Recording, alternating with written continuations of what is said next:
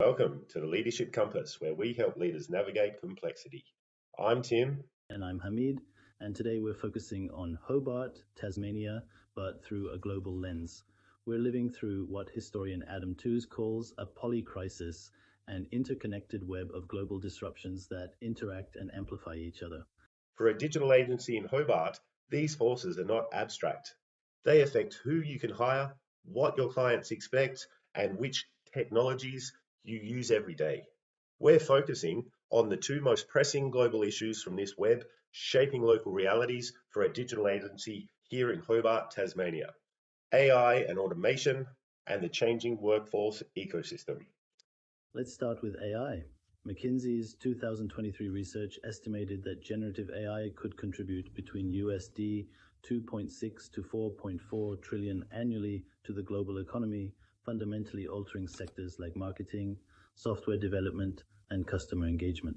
That sounds promising, but the reality in Hobart is local agencies struggle to find staff with the right skills. The Digital Pulse report projects Australia will need over 300,000 new tech workers by 2030, with Tasmania ICT workers required increasing at the highest rate.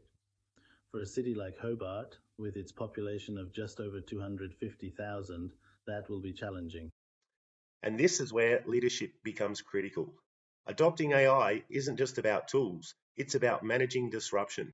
Heifetz argues technical problems can be solved with expertise, but adaptive challenges require learning, experimentation, and changes in value.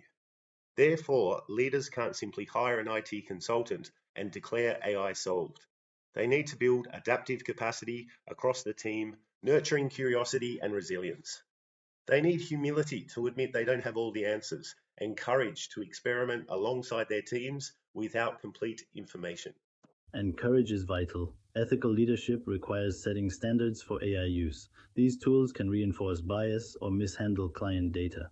Leaders must balance innovation with responsibility, disclosing how AI is used, checking outputs, and ensuring decisions align with organizational and client values. And servant leadership theory stresses that leaders have a responsibility to prioritize employee growth and well-being. But AI adoption can undermine that if leaders make staff redundant without retraining pathways.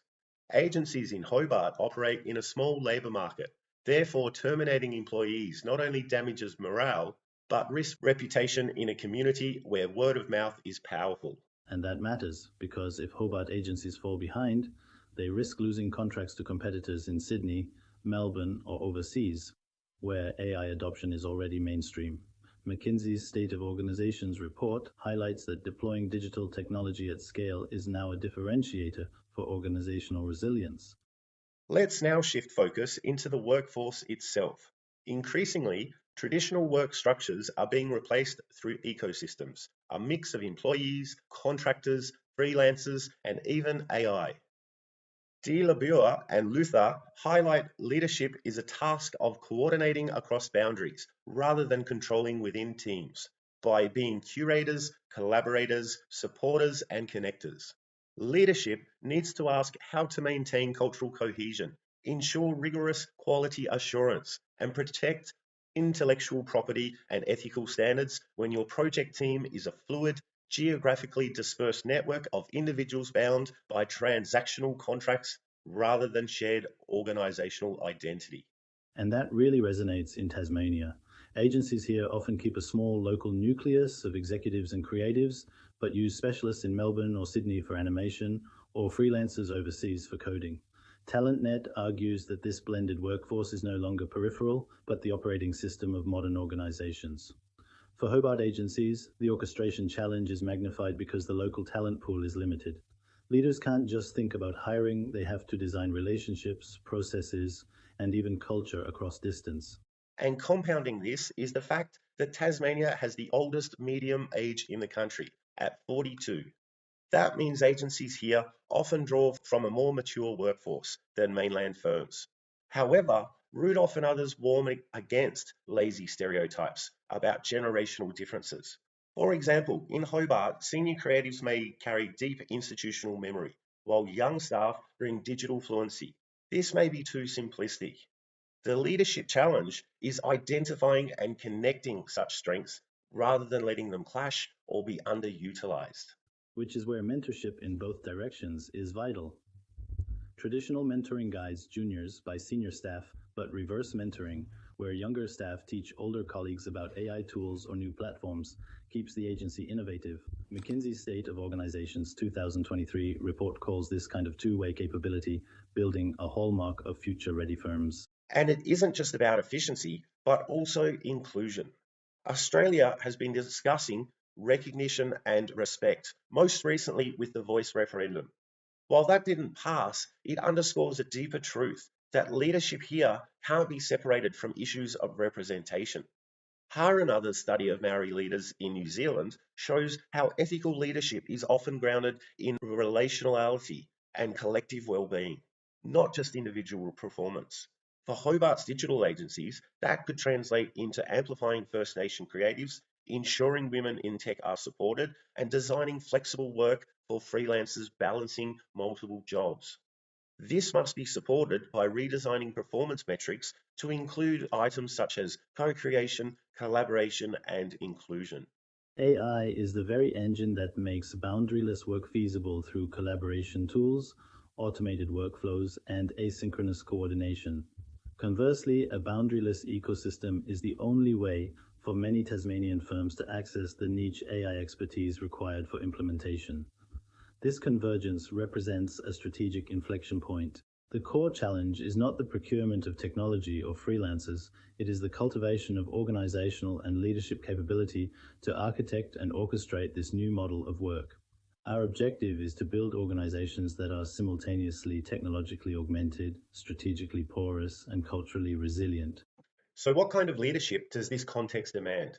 McKinsey's 9 keys to becoming a future ready company highlight adaptability, resilience, and human centered leadership as essential. But in Tasmania, it goes deeper. Leaders here are not just managing workflows, they're shaping ecosystems where technology, demographics, and cultural recognition intersect. One powerful recommendation is servant leadership. Those who prioritize the growth and well-being of their teams generate stronger trust and long-term performance. In a small Hobart digital agency, when leaders take the time to coach, support, and shield staff from burnout, it directly affects retention. Given the scarcity of digital talent in Tasmania, that could be the difference between survival and collapse. Indigenous perspectives on leadership also add depth to this discussion. The concept of Didiri, or deep listening, emphasizes patience and respect, listening not to reply, but to understand. Atkinson argues that deep listening can reshape organizational practices, fostering inclusion and more ethical decision making.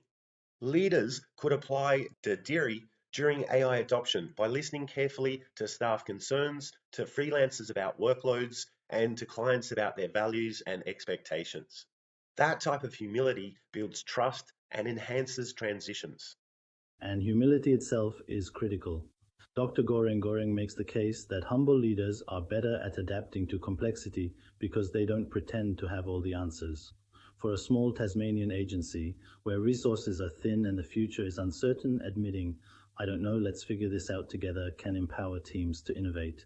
It reframes leadership from command and control to shared problem solving. Drawing from complexity leadership theory, leaders must intentionally create psychological and structural adaptive space where innovation can emerge from anywhere within the ecosystem.